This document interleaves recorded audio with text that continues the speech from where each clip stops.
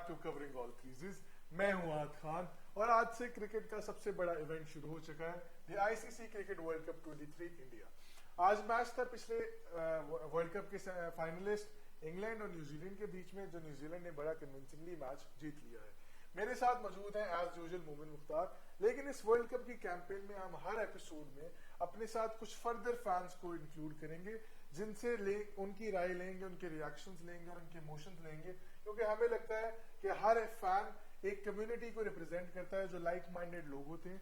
उसी वजह से आज हमारे साथ एक बहुत पुराने दोस्त जो साउथ अफ्रीका में रहते हैं, वहां डोमेस्टिक क्रिकेट भी खेलते हैं, ताहा मौजूद है।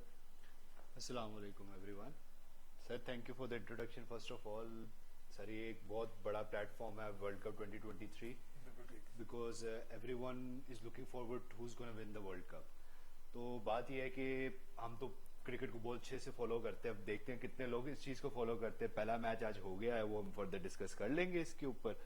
बाकी हम देख लेते हैं कि आज का मैच के स्टैट्स क्या रहे हैं। तो आज सबसे पहले डिस्कस करते हैं मैच के स्कोर कार्ड के ऊपर, जो अभी मोमिन साहब बताएंगे।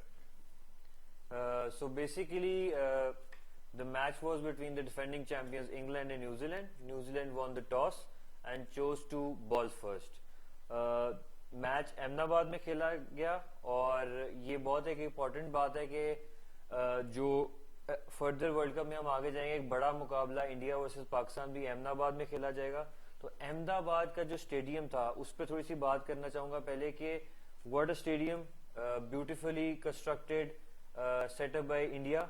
ऐसा लग रहा था बहुत वेल प्रिपेयर्ड। बिल्कुल ऐसे ही है, विद 133,000 कैपेसिटी।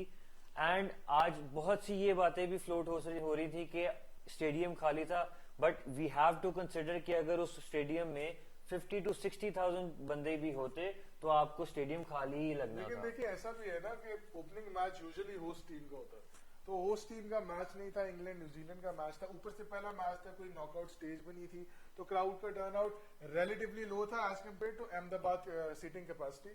बट अगर वैसे बात करें तो क्राउड भी बहुत अच्छी क्वांटिटी में आया था। But the ground itself is so aesthetic. बहुत प्यारा स्टेडियम है, उसकी लाइटिंग, उसके कलर कॉम्बिनेशन, उसकी सीटिंग प्लान के, और जिस तरीके से ग्राउंड की आउटफील्ड डिजाइन है, it was just a wonderful spectacle to see for all the cricket fans, and I think hats off to BCCI and Indian government for coming up with such a great stadium for this World Cup. Yes, we really appreciate how India has put up this stadium to light up this World Cup 2023 campaign. Furthermore, we'll discuss the scorecard. So New Zealand won the toss and chose to ball because of the batting condition, and batting under the lights was more favorable for any team, and it proved it well. England scored 282 runs with 9 wickets, which was not a very good total according to the power of England. New Zealand chased it down and won by 9 wickets with 82 balls remaining, the highlight of the match. So इसी चीज को New Zealand के net run rate को भी बहुत बड़ा impact होगा, बहुत ज्यादा इम्पैक्ट होगा सारी चीज के साथ। सबसे पहले बात कर लेते हैं इंग्लैंड की बैटिंग के ऊपर। ऑल्दो टॉस एक ऐसा फैक्टर था जिसके बारे में हम सब कंफ्यूज थे वार्म अप मैचेस को लेकर कि ड्यू होगी या नहीं होगी, बट जो आज परफॉर्मेंस थी लग तो रहा था कि ड्यू फैक्टर जरूर था। बट इंग्लैंड के लिए ओपन करने आए जॉनी बेस्टो और उनके साथ डेविड मलार। तो आपको कैसी लग रही थी इंग्लैंड की बैटिंग, आप क्या कह सकते हैं उनके स्टार्ट के ऊपर? उनके स्टार्ट के ऊपर ये है कि स्टार्ट इन्होंने पॉजिटिव लिया था, मतलब कि जिस तरह इंग्लैंड यूजुअली स्टार्ट करता है गेम को, लेकिन उसको कैरी अप नहीं कर पाए। कोई चीज उनको लैक कर रही थी, जैसे कि बहुत बड़ा कोई फैक्टर था उनके अंदर के, कोई चीज थी जो उनको बैकअप कर रही थी, कि ऐसा लग रहा था कि वो अपना फुल नहीं दे रहे, कोई चीज लग रहा था दबे से खेल रहे हैं, खुल के नहीं खेल रहे जिस तरह इंग्लैंड खेलता है।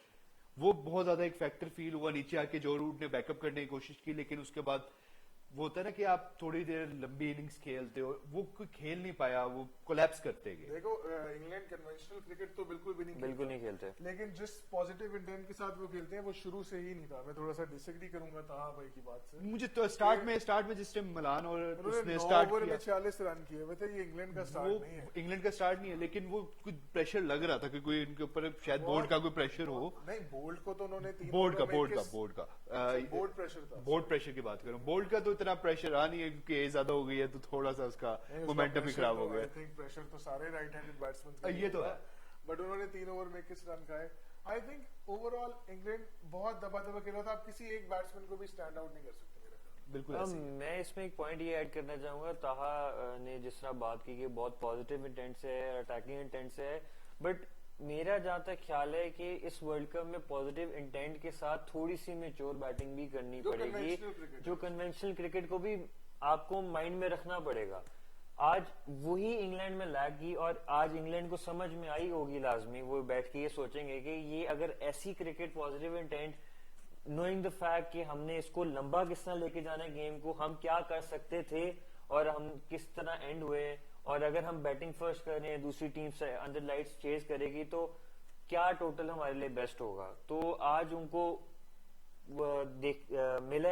देखने को मिला है कि वो किस तरह लेकिन आगे लेके चल सकते हैं। इंग्लैंड उनके लिए बड़ा स्ट्रेट फॉरवर्ड है कि वार्म अप मैचेस में 350 करके भी आप सेफ नहीं है, तो आई थिंक वो तो बड़ा अप टू स्पीड थे कि 350 रन और अहमदाबाद की विकेट। सर मुझे जहां तक विकेट नजर आ रही थी ना, विकेट के अंदर वो होता है ना एक एलिमेंट होता है कि वो हिलता है बॉल।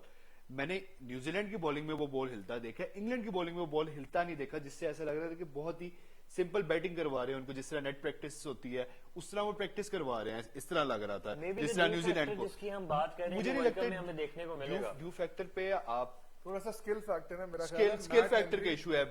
मैट हेनरी ने बहुत न्यूजीलैंड आउट क्लास में बॉलिंग मैट की है। हेनरी के अलावा किसी ने स्विंग नहीं किया बॉल। वो उसने बहुत ही प्यारा स्विंग किया, जो 3 विकेटें उसने 4 विकेटें निकाली हैं, वो सारी देखने वाली थी। ये नहीं कि उसने कोई बहुत हल्की बॉलिंग की, bowling was outstanding according to me.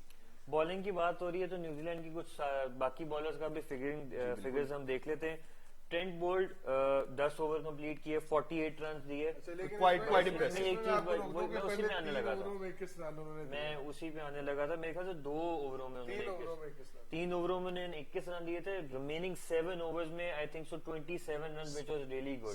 Sir वही चीज मैं आपको पहले स्टार्ट में मेंशन की थी कि वो जब आए थे वो पॉजिटिव इंटेंट से ही आए थे, लेकिन एकदम कुछ हुआ कि उनका वो मोराल डाउन हुआ है, तभी इनको कैरी नहीं कर सके, गेम उस तरह कैरी नहीं कर सके जिस तरह इंग्लैंड करता है। Matt Henry also 10 overs, 48 runs, but Very 3 good. important wickets. Mitchell Santner, 10 overs, 37 runs with 2 wickets. Economical. Jamie Neesham, 7 overs, 56 runs with 8 runs per over economy. A little bit high, but covered It's up by fine. the remaining bowlers. Ravindra bowled 10 overs, 76 runs. Phillips bowled 3 overs and 17 runs. तो ये जिस तरीके से New Zealand ने bowling की है, मेरा ख्याल है कि सबसे पहले इंग्लैंड की बैटिंग के ऊपर थोड़ी सी जो चीजें मिसिंग आउट थी।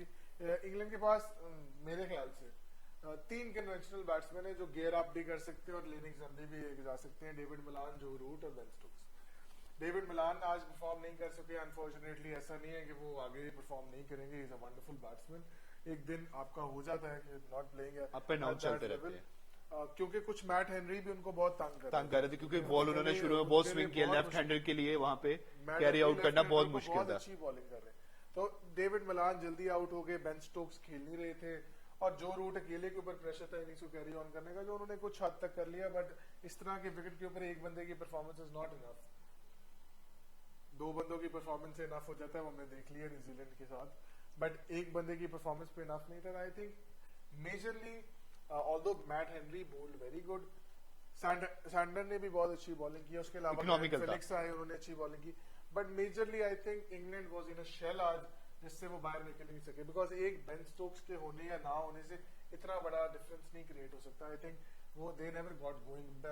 हैरी ब्रूक ने 3 बाउंड्रीज मारी रविंद्र को, और चौथी बॉल उधर ही उन्होंने कैच कराया। आई डोंट अंडरस्टैंड प्लानिंग क्या है, आपने 16 रन मार लिए हुए ओवर के अंदर, आप फिर शॉट मार लीजिए। मैं उसी पॉइंट पे आने लगा था कि There was some England- psychological pressure on them, ऐसा England फील हो रहा था कि कुछ वो- प्रेशर है उनके ऊपर। लाइक हम वर्ल्ड कप से पहले बात कर ले, फेयरलेस बैटिंग करते हैं, अटैकिंग बैटिंग करते हैं, उसको वो उनसे वो हजम नहीं हो सकी। उन्होंने कहा था हमारी इतनी तारीफ हुई है, हमने उस पे उतरना है, बट उन्होंने परफॉर्म भी तो किया ना, 19 वर्ल्ड कप जीता, किया 5 T20 वर्ल्ड कप जीता। बट कीपिंग इन माइंड के हमें स्कोर बोर्ड को भी साथ साथ लेके चलना है। जिससे आपने हैरी ब्रूक की बात की है, 3 बाउंड्रीज वो कंसेक्यूटिव मार चुके थे, 16 रन वो ओवर में ले आए थे।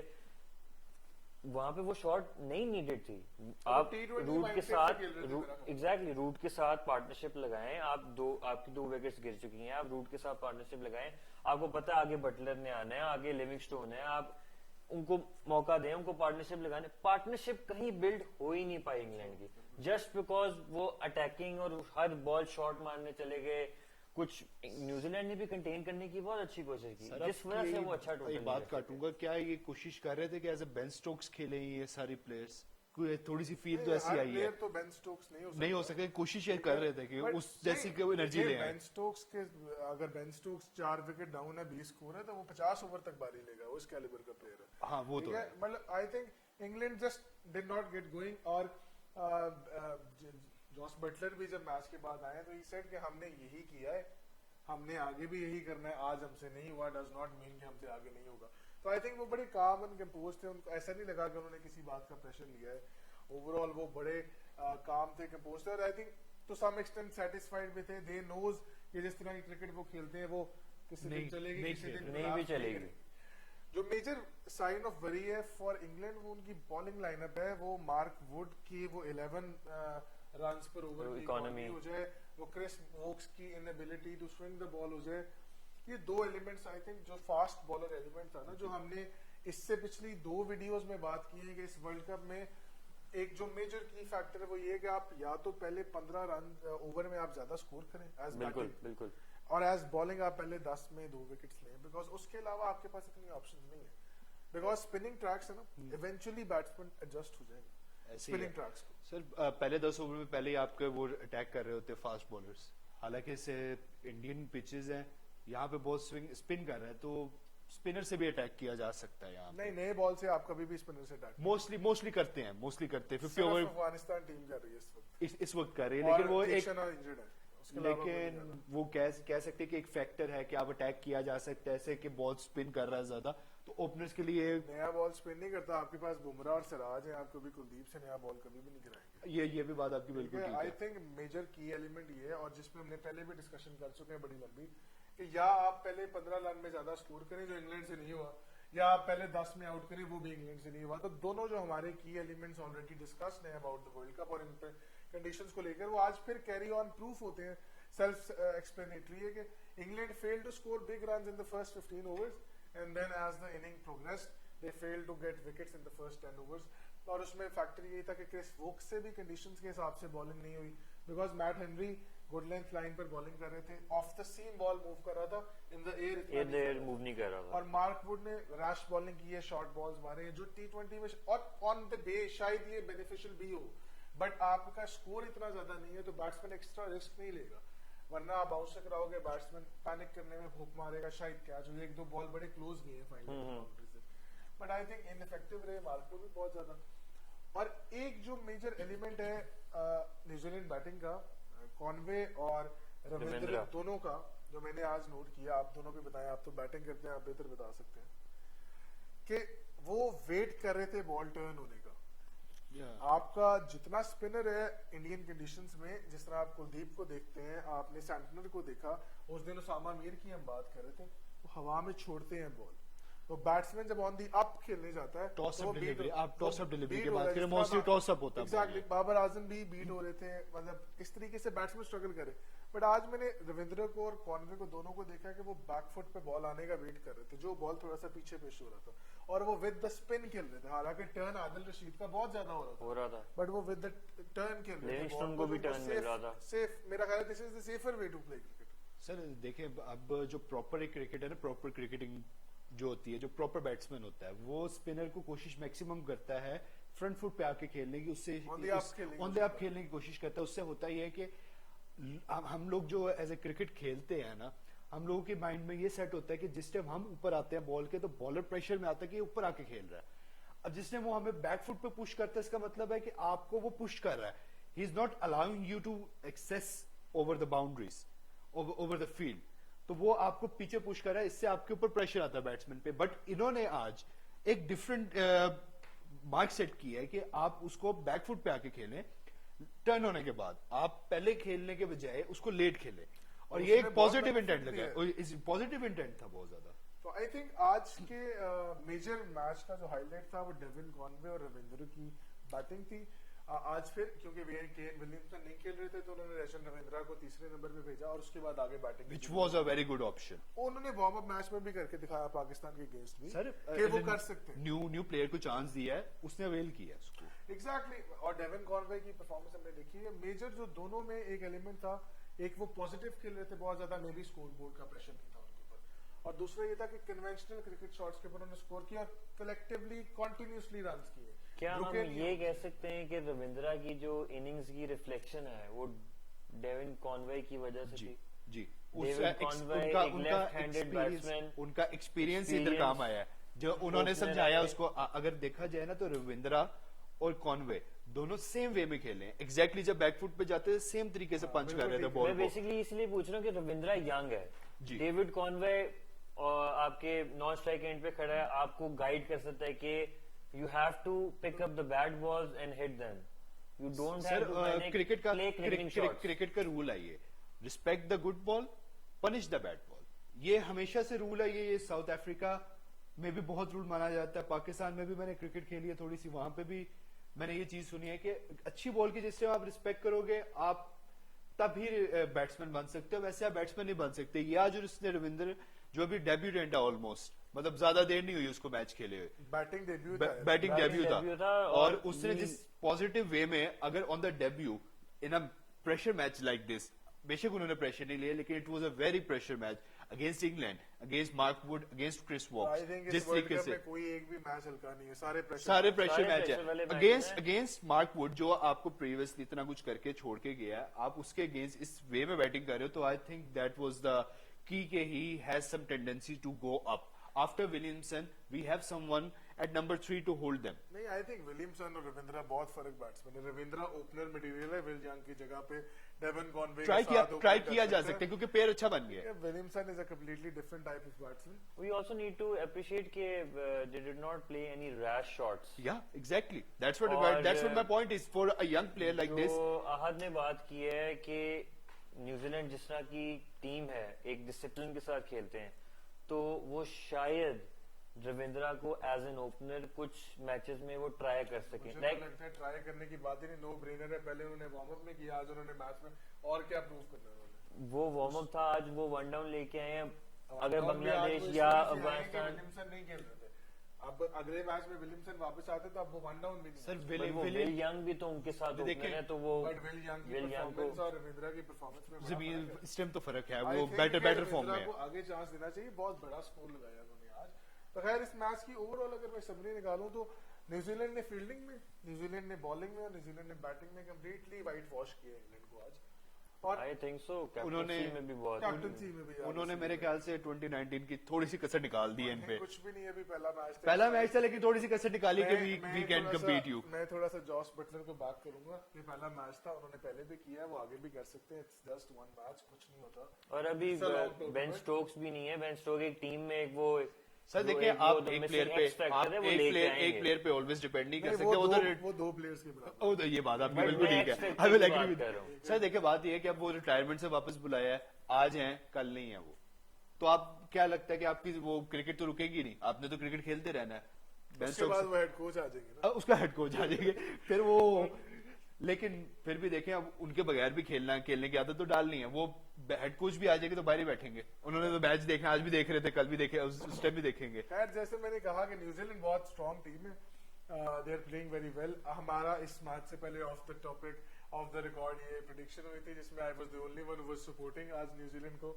I think I have gone, it has gone right my way this time, but I will back Jos Buttler in English team. I think they can do very well. कल पाकिस्तान का match है Netherlands के साथ, comparatively easy match है, but जैसे हम बात कर रहे हैं इस वर्ल्ड कप में कोई मैच इजी नहीं है। आपसे हम कल दोबारा जुड़ेंगे, कल का बड़ा मैच है उसके ऊपर डिटेल एनालिसिस करेंगे और देखेंगे कि पाकिस्तान टीम अपनी वर्ल्ड कप कैंपेन को कैसे शुरू करती है। तब तक हमारी तरफ से अल्लाह हाफिज। अल्लाह हाफिज।